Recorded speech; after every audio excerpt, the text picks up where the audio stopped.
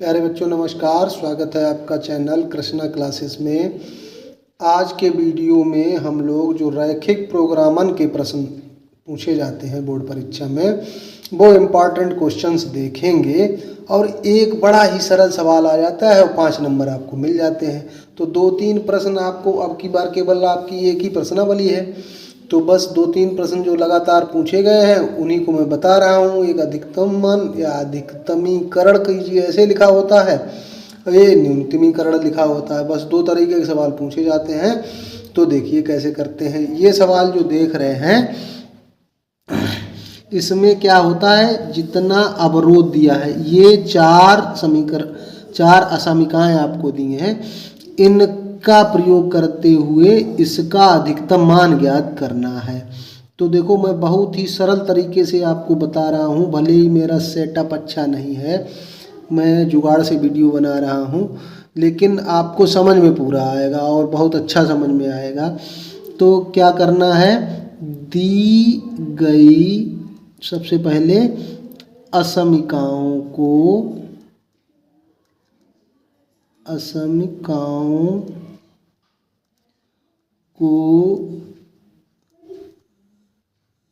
समीकरण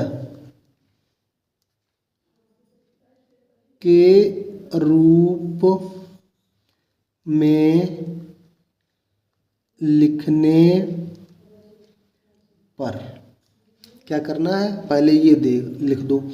तो इनको लिख दीजिए आप 3x + 4y, ये चिन्ह हटा के फिर क्या करना है, समीकरण कैसे बनेगा, इक्वल टू तथा x + 3y = 30 और ये x = 0, ये y = 0। इसका लिखने से कोई मतलब नहीं। अभी केवल ये दी गई 2 असमीकाओं को लिख दिया आपने समीकरण के रूप में। अब यहाँ पे क्या करो, एक इसकी सारणी बना लो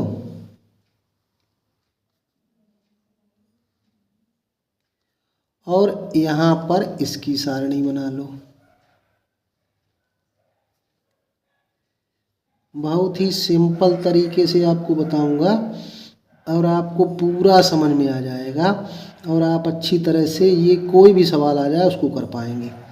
ठीक, पहले समीकरण में आप क्या करिए, x का मान 0 रखिए, ये पूरा पार्ट 0 हो जाएगा तो 4y 60 के बराबर। तो y का मान निकालेंगे तो 60 में 4 का भाग हो जाएगा और 15 चक्कू 60 होता है। दूसरी बार में क्या करिए, y को 0 रख दीजिए, तो ये वाला पार्ट 0 हो जाएगा। तो 3x 60 के बराबर हो गया, तो x का मान 60 में 3 से भाग देंगे 20 3 60 हो गया। ऐसे ही इसमें दूसरे समीकरण में x और y के मान ज्ञात कर लीजिए। तो x का मान 0 रखिए, x 0 रख दिया तो 3y 30 के बराबर है। तो y का मान कैसे निकलेगा, इस 3 का भाग 30 में दे देंगे तो 10 हो जाएगा। फिर x की जगह 0 y की जगह 0 रख दीजिए तो ये पूरा पार्ट 0 हो जाएगा। तो x बराबर कितना आ जाएगा, 30 आ जाएगा। बस ये आपने दोनों रेखाओं के दोनों समीकरण से जो रेखाएं हमें प्राप्त होंगी उनके अंत बिंदु निकाल लिए। ये क्या हो गए आपके अंत बिंदु। ठीक है, अब फिर क्या करना है,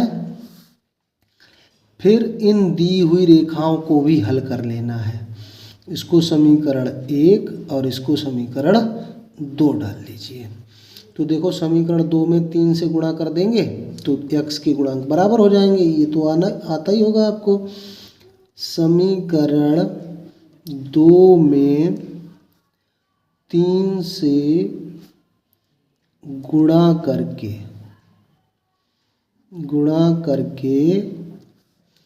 समीकरण 1 से घटाने पर इसको पहले लिख लीजिए, 3x + 4y = 60। फिर इसमें 3 से गुणा कर दीजिए, 3x + 9y बराबर गुणा करेंगे तो 90 हो जाएगा। घटा दीजिए, घटाने पर चिन्ह बदल जाते हैं। ये कैंसिल हो गया, 4 से 9 गया तो माइनस का 5y बचेगा, 60 से 90 गया तो माइनस का 30 बचेगा। ये काट दिया तो y बराबर आ जाएगा 30/5, यानी कि y का मान आ गया 6। अब इस y के मान को चाहे समीकरण 1 में रख दो चाहे 2 में रख दो, y का मान समीकरण 2 में रखने पर, समीकरण 2 में रख दिया, 2 आपका ये है x + 3y बराबर 30, तो x + 3 y की जगह 6 लिखेंगे बराबर 30, 6 तिया हो गया 18 बराबर 30। इससे x का मान आ जाएगा 30 - 18, यानी कि इससे x का मान आ गया आपका, कितना मान प्राप्त हो गया 12।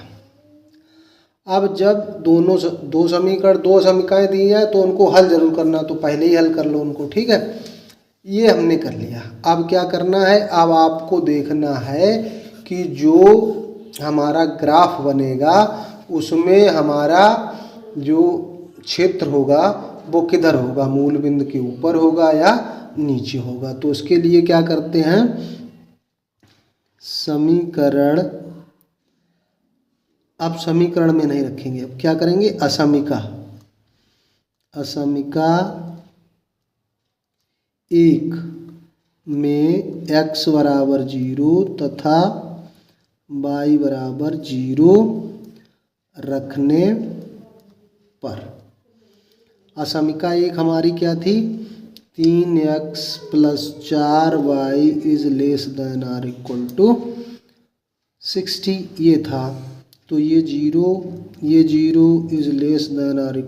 60, यानी कि 0 जो है 60 से छोटा है, ये सत्य है। तो इसका मतलब कि इसका जो क्षेत्र होगा वो मूल बिंदु के तरफ होगा, मूल बिंदु के पास होगा। ऐसे ही दूसरी असमीका जो दूसरी असमीका दी गई थी, x + 3y ≤ 30 में x बराबर 0 y बराबर 0 रखने पर, रख दिया तो क्या हो जाएगा, 0 + 3 में वो रखेंगे तब भी y का मान 0, तो 0 > 30, ये भी सत्य है। यानी कि इस लाइन के भी मूल बिंदु की तरफ ही क्षेत्र है, अभिष्ट क्षेत्र। अब क्या करना है, अब ग्राफ खींचना है। परीक्षा में आपको ग्राफ पेपर मिलेगा, नहीं मिलता है तो मांग लीजिए जिसकी ड्यूटी लगी हुई है। अब देखो, ये हमने ग्राफ में x अक्ष और y अक्ष दोनों खींच लिए हैं। अब आपको क्या करना है, इस पे जो आपने अंत बिंदु निकाले थे उनके हिसाब से रेखाओं के ग्राफ खींचने हैं। तो इस पे क्या करिए, आप 5-5 की दूरी पे 1 सेंटीमीटर जो होगा उस पे 5-5, एक खाने को 5 सेंटीमीटर मानिए, 15, 20, 25 ऐसे कर लीजिए। इस पे भी 5, 10, 15, 20, 25 और 30, ये कर लिया आपने। अब देखिए, पहली रेखा का अंत बिंदु क्या था, x का मान 0 तो y पे चलना है 15। तो देखो, x पे कुछ चलना नहीं है तो y का मान 15, यानी कि एक ये बिंदु हो गया। और दूसरा था y का मान 0 तो x पे चलना है 20, यानी कि इन दोनों बिंदुओं को मिला देना है।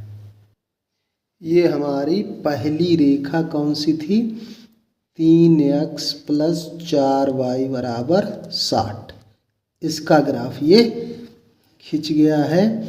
यहाँ पे बिंदु मान लेते हैं, ये बिंदु A मान लेते हैं, तो ये कितना था, 20, 0, और ये बिंदु बी मान लेते हैं, तो ये कितना था 0,15।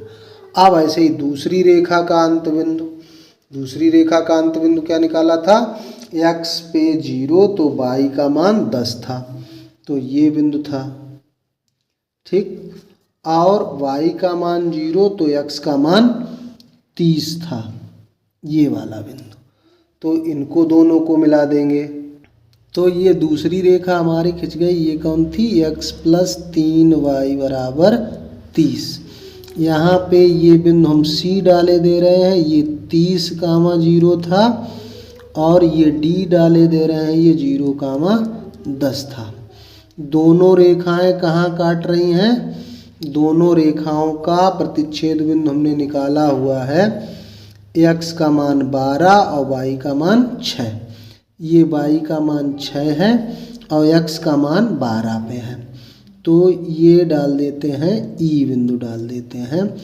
कितना है, x का मान 12 और y का मान 6, ये 12,6 है। अब आप सोचिएगा कि जो हमारा क्षेत्र है वो इस रेखा से इस तरफ है, मूल बिंदु की तरफ, ये हो गया O आपका। अब जो आप ये लिखे थे समीकरण कौन कौन से, x > ≤ 0, y > 0। इसका मतलब क्या होता है कि x का मान हमें धनात्मक लेना है और y का मान भी धनात्मक लेना है, 0 से बड़ा वाला, यानी कि प्रथम चतुर्थांश में ही हमको देखना है। तो दोनों रेखाओं से उभयनिष्ठ वाला भाग, यानी कि इसके नीचे आ रहा है जो भाग और इसके नीचे जो भाग आ रहा है, दोनों के नीचे वाला जो कॉमन होगा, तो वो कौन सा क्षेत्र हो जाएगा, ये वाला। देखिए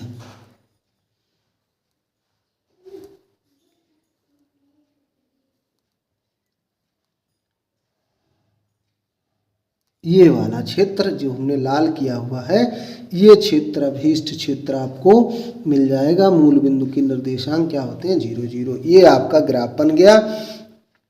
ये ग्राफ आप पेंसिल पटरी से बनाएंगे, परीक्षा में ऐसे नहीं बनाएंगे, ये हमने समझाने के लिए आपको बना दिया है। अब फिर उसके बाद क्या करते हैं, जो हमें Z दिया गया था उसका मान निकाल लेते हैं इन बिंदुओं पर। जो हमारा क्षेत्र आया है, इन बिंदुओं पर Z का मान निकाल लेते हैं। तो एक तरफ डाल लेंगे बिंदु, फिर लिख देंगे Z बराबर क्या था, 8000x + 12,000y। इन पर निकालना है Z का मान, और जहाँ अधिकतम होगा तो कौन कौन से बिंदुओं पर निकालना होता है ये भी समझ लीजिए कि जहाँ ग्राफ आया है उसके अंत बिंदु जो होते हैं उन पे।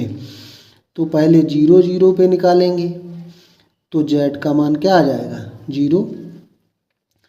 फिर D बिंदु है, D कौन सा है, 0,10।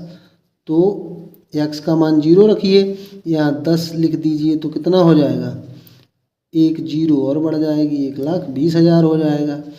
फिर E बिंदु पे आइए, 12,6। तो Z का मान कितना हो जाएगा, 12 × 8 = 96,000 + 12 × 6 = 72,000। दोनों को मिलाइए तो कितना हो गया, 0, 0, 0, 6, 2, 8, 9, 7, 16।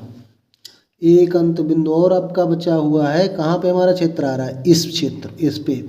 यहाँ हमारा क्षेत्र नहीं जा रहा है, क्यों, क्योंकि इसके नीचे और इसके नीचे वाला कॉमन तो यही मिल रहा है, खाली जो कॉमन दोनों रेखाओं में होगा। तो यहाँ पे क्या मिल रहा है, 20,0। 20 मान रखिए, तो 8 दूनी 16, 1,60,000 आएगा। अब प्लस y का मान 0 हो जाएगा, तो इतना ही रह जाएगा। तो सबसे अधिकतम मान किस पे आया, 12,6 पे, और कितना आया, 1,68,000। तो Z अधिकतम या मैक्सिमम कितना है, 1,68,000। और बिंदु किस पे है, अंत बिंदु कौन सा है आपका, 12,6 पर। ये आपका आंसर हो गया और 5 नंबर आपको मिल गए। वीडियो पसंद आया हो तो लाइक ज़रूर करना, चैनल को सब्सक्राइब करना। यहाँ डिजिटल बोर्ड नहीं है, आप डिजिटल बोर्ड्स को ज़्यादा ध्यान में मत रखिए। आपको समझ में आया हो तो बिल्कुल ईमानदारी से चैनल को सब्सक्राइब करिए, सपोर्ट करिए हमें भी, तो आगे डिजिटल बोर्ड भी हो जाएगा। धन्यवाद।